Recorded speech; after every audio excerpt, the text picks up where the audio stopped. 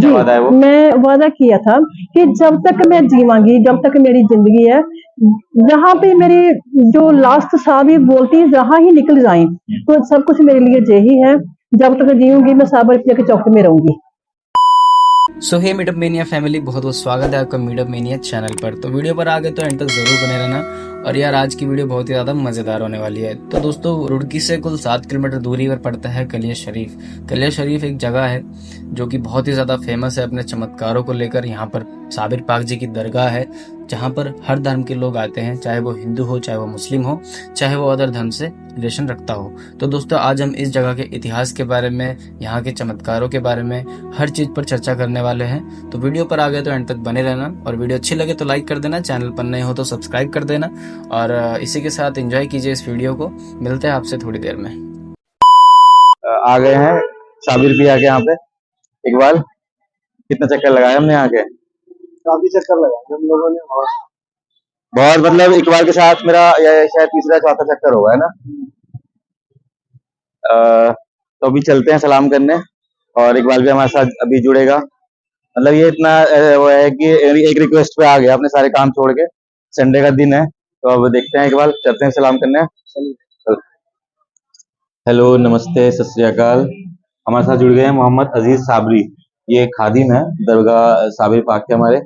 और आइए जानते हैं इनसे हमारे साबिर पिया, जो इंडिया में नहीं देश विदेश में फेमस हैं। पाकिस्तान से जारिन आते हैं, पूरे देश से क्या विदेश से यहाँ पे लोग आते हैं अपनी समस्याओं को लेके, और चुटकियों में समाधान लेके जाते हैं। आइए हम जान लेते हैं अपने अजीज भाई से कि यहाँ का कैसे, यहाँ पे मतलब इतना फेम कैसे हुआ। बहुत सारे लोगों को यहाँ पे नहीं पता होगा कि यहाँ के पीछे की कहानी क्या है। सब लोगों ने यहाँ पे विजिट जरूर करी होगी, कि हमारे किसी भी धर्म के हों, सब लोगों की परेशानी यहाँ पे समाधान मिलता है। लेकिन यह है कि उसके पीछे की एक छोटी सी कहानी है, जो शायद आप लोग पहली बार मीटअप मैनिया के प्लेटफॉर्म पे जानेंगे हमारे अजीज भाई से। अजीज भाई, स्वागत है आपका मीटअप मैनिया में। मैं आपसे ये जानना चाहता हूँ कि जो हमारे साबिर पिया हैं, साबिर पाक, ये इतने प्रसिद्ध हैं अपने इंडिया भारत में, हिंदुस्तान में ही नहीं, देश विदेश में, पाकिस्तान और पता नहीं कहाँ कहाँ से लोग यहाँ पे सलाम करने आते हैं, और मात्र सलाम करने से यहाँ पे काम बन जाते हैं। तो मैं आपसे जानना चाहता हूँ कि थोड़ा सा आप हमारे दर्शकों को, व्यूअर्स को ये बताएं कि ये कहाँ से शुरुआत हुई, और जितना भी आप बता पाए आप बताएं कि यहाँ तक का क्या है इसके पीछे की कहानी। अस्सलाम वालेकुम, मेरा नाम अजीज साबरी, खादिम दरगाह साबिर पाक। और 753वां वर्ष हुआ हजूर साबिर पाक का जी। 750 साल से ऊपर हो गया हजूर साबिर पाक को। आप हजूर गौस पाक के पड़पोते हैं। हजरत बाबा फरीद गंज शकर रहमतुल्लाह अलैह के भांजे हैं। आपके पीर भी हैं, मामू भी हैं, ससुर भी हैं। हजरत बाबा फरीद गंज शकर रहमतुल्लाह अलैह पाकिस्तान में, पाकपटन शरीफ में, पाकिस्तान में है जी। तो हजूर साबिर पाक जब दुनिया में तशरीफ लाए तो आप बहुत कमजोर थे, आपके वालिद साहब नहीं थे। तो आपकी वालिदा ने सोचा कि मैं अपने भाई, अपने बेटे को अपने भाई के यहाँ छोड़ दूं। इनकी मदर आपके वालिदा ने, माता जी ने। तो आप अपने भाई के ले गई, बाबा फरीद गंज शकर रहमतुल्लाह पाकपटन शरीफ। तो आपने सोचा कि मेरा भाई यहाँ को दीनी तालीम भी हासिल कर लेगा, कुछ पढ़ लिख लेंगे, और यहाँ लंगर चलता है, कुछ खा पी के मोटे हो जाएंगे। तो आपको हुक्म हुआ, आपने कहा जाओ लंगर पकाओ लुटाओ। आप साबिर पाक लंगर खाने में गए, लंगर पकाते थे, लुटाते रहे। तो आपकी माता जी को, वालिदा को 12 साल के बाद ख्याल आया कि अब तो मेरा बच्चा खा पी के जवान हो गया होगा। तो आप पाकपटन शरीफ पहुंची, मिली, जाके देखा तो आपने कमजोर पाया हो। पूछा क्यों? आपने कहा अम्मी, हमने 12 साल से यहाँ खाना नहीं खाया। अच्छा। तो आप अपने भाई के पास गई, पूछा क्या बात है भाई, यहाँ सारी दुनिया यहाँ खाना खाती है, मेरे बच्चे वास्ते खाना नहीं है। तो आपका नाम अली अहमद था। कहा बुलाओ अली अहमद को। आप तशरीफ लाए, पूछा क्या बात है कि हजूर मोहम्मद जान, आपने लंगर पकाने को इजाजत दी थी, खाने की नहीं दी थी। जब आपको वहां से साबिर का खिताब मिला कि आज से तुम साबिर हो, साबिर के नाम से मशहूर होंगे सारी दुनिया में। किताब दिया किसने? हाँ, बाबा फरीद गंज शकर पाकिस्तान। हाँ, आपके पीर भी है, मामू भी है। उन्होंने कहा क्या से तुम साबिर हो, साबिर के नाम से मशहूर हो गए। साबिर। आपने 12 साल सब्र किया। ये बहुत सारे लोगों को नहीं पता होगा कि साबिर इट मींस की पेशेंस, सब्र। सब्र सा है साबिर, तो पहले से उनको उन्होंने 12 साल की उम्र में साबिर का खिताब दे दिया। खुदा मिल गया था। तो फिर आपको आपने मुरीद किया और आपको खिलाफत दी, कहा अब यहाँ से वहां कल्ले शरीफ जाओ और वहां पे दीनी तालीम लोगों को फैलाओ, लोगों को फैज बचाओ। तो आप यहाँ तशरीफ लाए, तो ये आबादी का शहर था, लोगों ने तंग करना शुरू करा कि भाई ये क्या कर रहे हो। एक बादशाह था, उसकी बकरी गुम हुई, उन्होंने पूछा मेरी बकरी गुम हुई, उसका पता बताओ। तो आपने कहा 14 आदमी ने आपकी बकरी खाई है, वो अच्छी तगड़ी बकरी थी। तो आपने नाम लेकर फला फला फला आप आदमी बुलाओ। तो आपने 14 आदमी बुलाए, तो फिर उसे बुलाया राजा को, पूछो उनसे बकरी को। तो उन्होंने मना कर दिया कि हमने नहीं खाई बकरी। तो आपने राजा से कहा कि अपने बकरी का नाम लेकर पुकारो। अच्छा। तो उसने बकरी का नाम लेकर पुकारा, तो उनके पेट में आवाज आ रही कि हाँ हमें इन्होंने काट के खाया, बकरी खुद कमाई दे रही। फिर सबसे बड़ी मंजिल यकीन की है। यकीन, विश्वास, फेथ। यकीन है तो श्रद्धा है, विश्वास है तो सब कुछ है, नहीं सब बेकार है। तभी यहाँ पे लोग जब इतनी दूर दूर से आ रहे हैं साबिर पाक में फैज पाने के लिए। आप ये देखें, दरबार में कोई हाजिरी ले रहा है, कोई जाली पकड़ कर बैठा है, सब जादू टोने के सताए हुए हैं। तो सरकार पे यकीन रखा, तो जब भी तो लोगों को फैज हो रहा है जी। तो आप एक दिन नमाज पढ़ने गए मस्जिद में, तो लोगों ने कहा ये हमारी जगह है, आप पीछे हटो। आप पीछे आ गए, तो दूसरा है, उसने कहा ये मेरी जगह है। आप ऐसे करते करते बाहर पहुंच गए चप्पलों में, जहाँ चप्पल रखी थी। तब जब लोग बाहर सजदे में गए, नमाज पढ़े थे, तो मस्जिद से कहा कि तू क्या देखती, ये सब सजदा कर रहे, तू भी कर ले। तो आपके इतने अल्फाज मुंह से निकले ही थे, तो मस्जिद गिर के वहीं ढेर हो गई, सब दब के वहीं मर गए। जिसके घर आप रुकते थे, कयाम करते थे, आराम करते थे, वो गुलजारी माई था उसका नाम। वो आई भागी भी, पूछा हजूर मेरा बच्चा भी आया था क्या, वो भी मर गया नमाज यहाँ मस्जिद में दब के। कहा नहीं, वहां जाके हमारा नाम लेके निकालना। तो उसने साबिर पाक का नाम लेके निकाला, तो उससे खरोच भी नहीं थी कहीं। फिर आपने उनसे कहा कि अब यहाँ से 12 कोस दूर चली जाओ, यहाँ ना आना। तो आपने देखा होगा वहां सामने सरकार के पेड़ के पास चिराग जल रहा है, गोला का पेड़ है। वहां 12 साल गोले की अल्लाह अकबर कह के गोले की टहनी पकड़ी और जगह घुमाई, सब जला के राख कर दिया। चिराग जल रही है, जो जहाँ चिराग जल रहा है, जहाँ सरकार का चिराग जल रहा है, वहां खड़े रहे 12 साल तक साबिर पाक। तो जब भी तो किसी ने कहा कि पहले तो जला के फराख किया, कल्ले के जमीन को पाक किया, फिर अल्लाह के नारों से जलवा नुमाई कलियर में जी।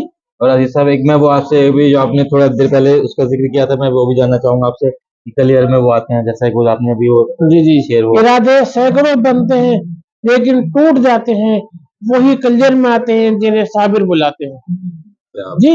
यहाँ पे खाली हिंदुस्तान से नहीं, Pakistan, south Africa, London, America तक के मेहमान आते हैं जी, सजदा करके जाते हैं, सलाम करते हैं। सर वो तो बता रहे आपको, यकीन की मंजिल सबसे बड़ी,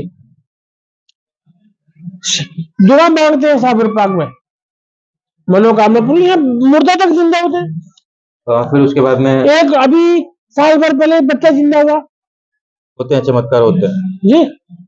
फिर वो लोगों को फैसले को तो कैसे आएगा, गुले की टहनी पकड़ के आप खड़े रहे 12 साल तक। तो हजरत बाबा फरीद गंज शक्कर रहमतुल्लाह अलैह को परेशानी हुई कि मेरा मुरीद खड़ा है।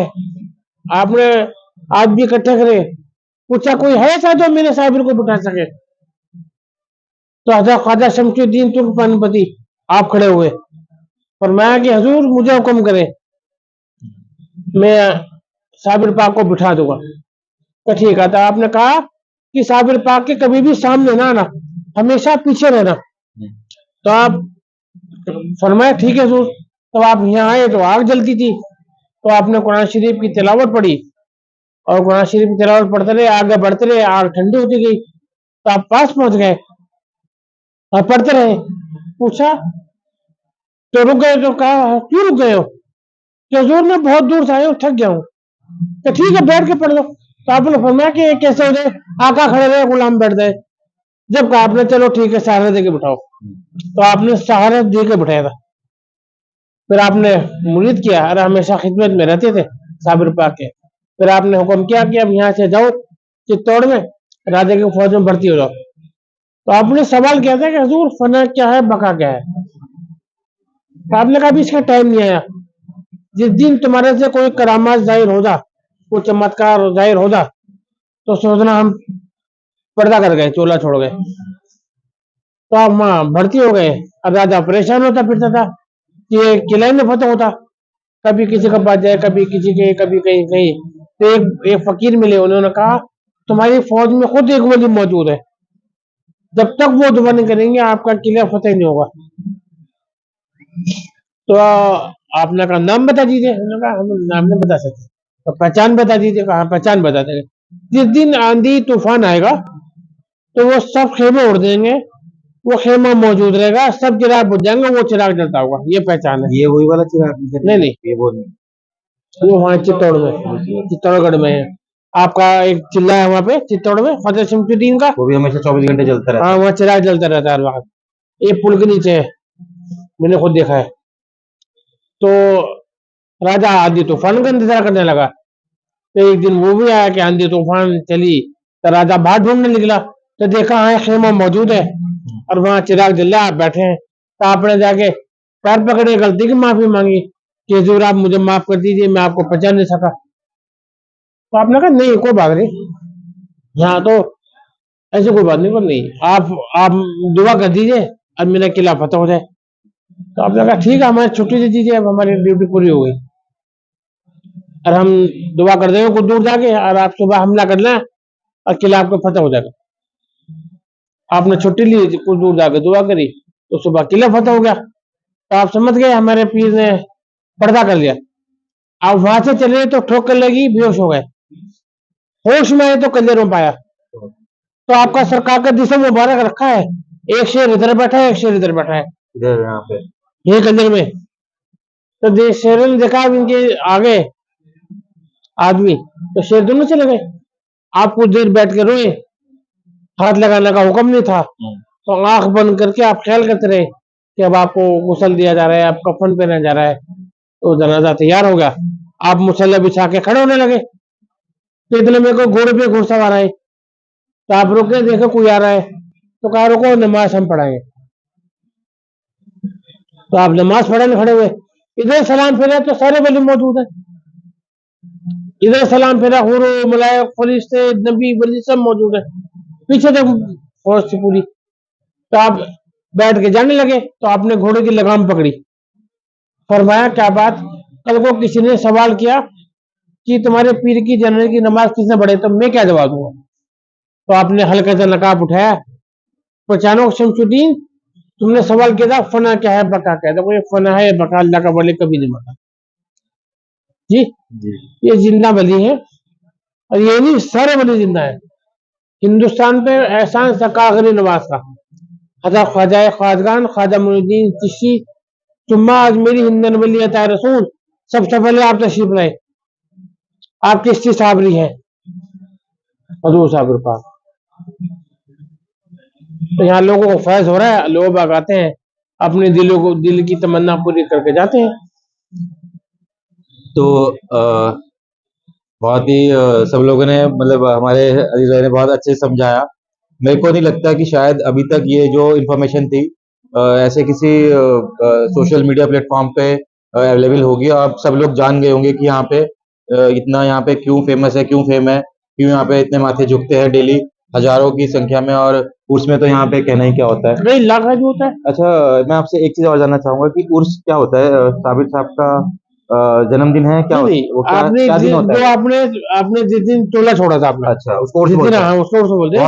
बहुत सारे लोगों को ये जिस भी नहीं दिन पर्दा पता करा था आपने, उर्स क्या होता है। उर्स ये है कि जिस दिन उन्होंने अपना चोला त्यागा था या छोड़ा था, जी। वो उस दिन उर्स होता है। और दुनिया से पर्दा करा था। साल में किस दिन होता है वो?